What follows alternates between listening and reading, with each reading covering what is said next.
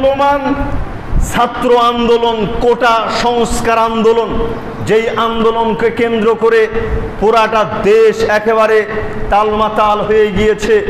প্রশাসন, সরকার দলীয় অথবা ছাত্র ছাত্রী ভাই বোনেরা এবং অন্যান্য যত দল রয়েছে দেশের সর্বস্তরের মানুষ, যারাই অংশগ্রহণ করেছেন এই একটা বিষয়কে কেন্দ্র করে, যারাই উদ্বিগ্ন হয়েছেন, তাদের দিকে লক্ষ্য করে আজকে কিছু কথা বলতে চাচ্ছি।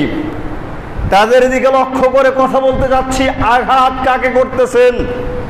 আপনি কোন পথে দাঁড়িয়েছেন, কোন রাস্তা দখল করছেন?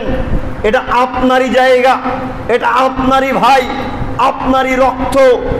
আপনি কোন জায়গাতে গিয়ে নিজের বাড়িতে নিজে কেউ কি খুঁড়ে, নিজের বাড়িতে নিজে কেউ কি গর্ত করে, নিজের ভাইকে কেউ কি নিজে আঘাত করে?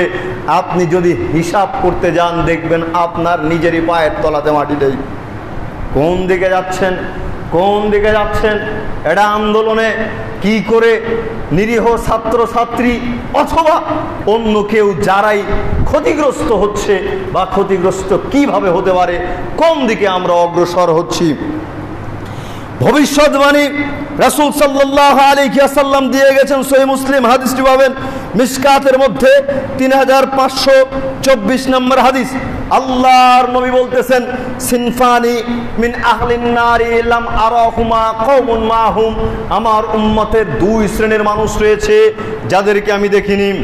আল্লাহর নবী বললেন, আমার উম্মতের দুই শ্রেণীর মানুষ রয়েছে যারা জাহান্নামী, যাদেরকে আমি দেখিনি।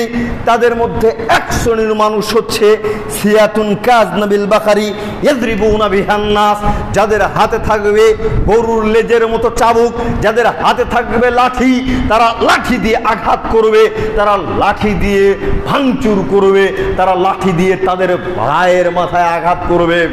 আজকে পরিস্থিতি কি? আপনি কাকে বাদ দিবেন? কাউকে বাদ দেওয়ার মতো পরিবেশ নেই।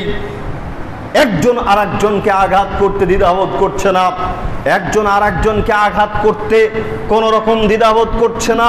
যে যেখানে যাকে সুযোগ পাচ্ছে সে সেখানে তাকেই আঘাত করছে।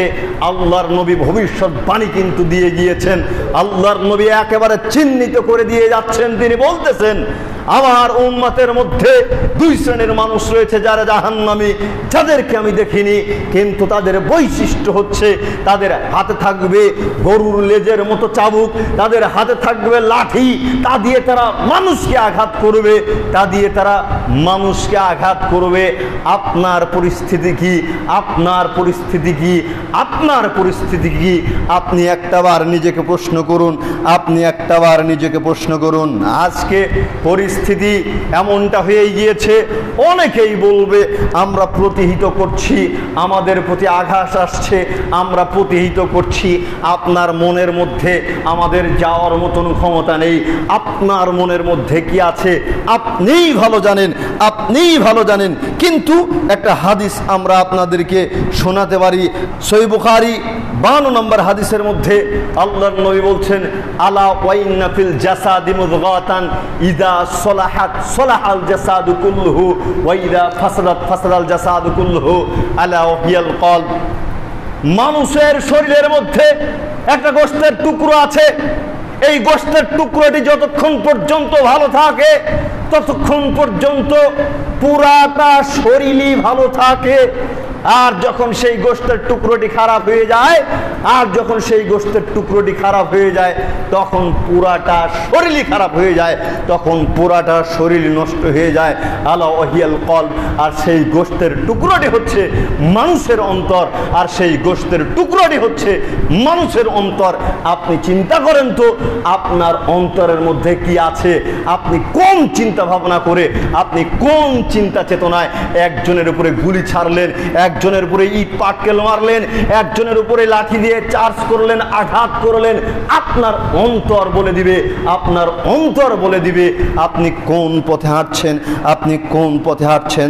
জবাব তো আপনাকে দিতেই হবে, জবাব তো আপনাকে দিতেই হবে।